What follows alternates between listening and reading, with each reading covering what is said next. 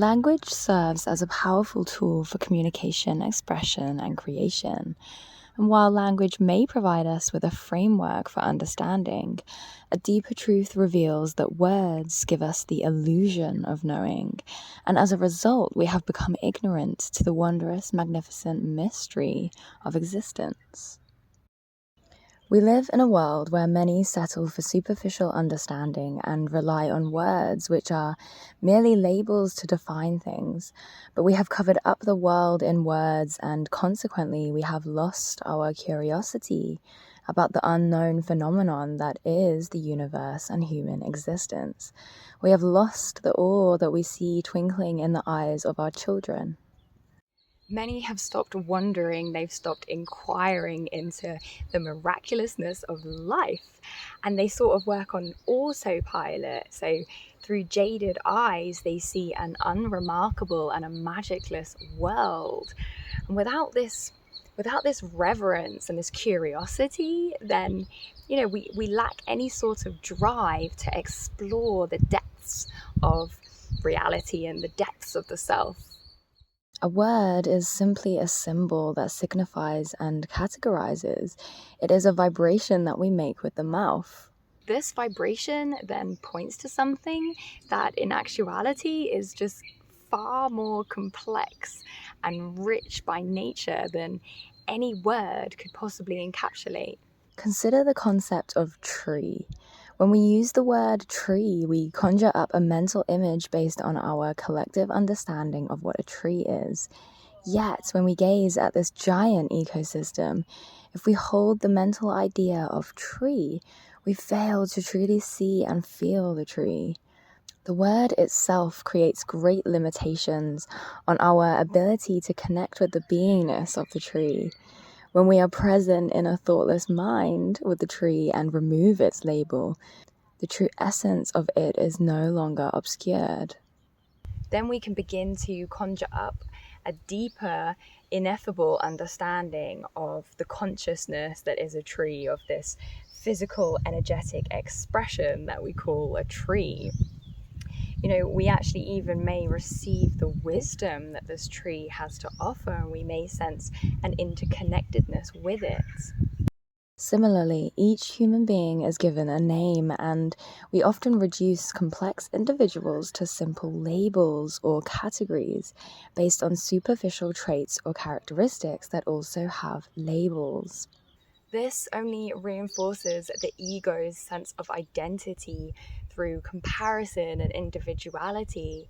It really gives birth to this false sense of separation between one person and another. It really gives birth to this false sense of knowing. We think we know that the person that we're interacting with, we think we know the person that we see in the mirror, but in actuality, we don't know. That it's totally unknown to us. It's totally unknown to the ego. Seeing such a vast population of people here in India, it's very easy for me to use words in the mind to describe the types of individuals that cross my path. But this overlooks the complexity of each person's lived experience. So when I look into the eyes of the people here, I aim to see past the boundaries of words. Long ago, before we had formulated words to represent the objects in our experience, what we did is we just witnessed. We witnessed the world with an empty headspace, with this spaciousness in the mind.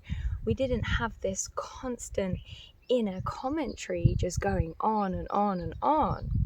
The inner headspace was peaceful, and we were not identified with that inner monologue that just goes on and on and on. We were not possessed by thoughts, as Eckhart Tolle would say. When we consider the idea of me or the self, the words in the mind often prevent us from investigating deeper into the depths of true identity. However, they may be utilized well to ultimately bring us into deeper understanding. For example, through meditation and self-inquiry, we can use words in the mind to formulate powerful questions, such as who am I and who is the seer of the thoughts? In this way, we can actually draw on the power of words to ultimately lead us into a boundless notion of self, one that transcends the thinking mind, one that really dissolves the mind identification.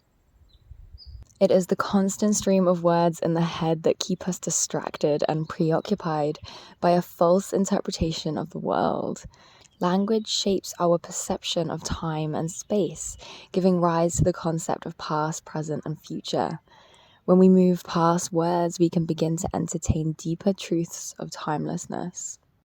So I encourage you to let go of any addiction to thinking and stop perceiving the world through words, and really adopt a curiosity and a humility and a sense of awe at the existence that we live in.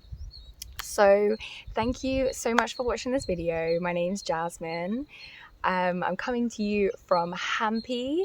This is an incredibly mystical place. I'm going to do a little video on it at some point. And yeah, please like and subscribe, and I look forward to seeing you in the next video. Bye bye bye bye.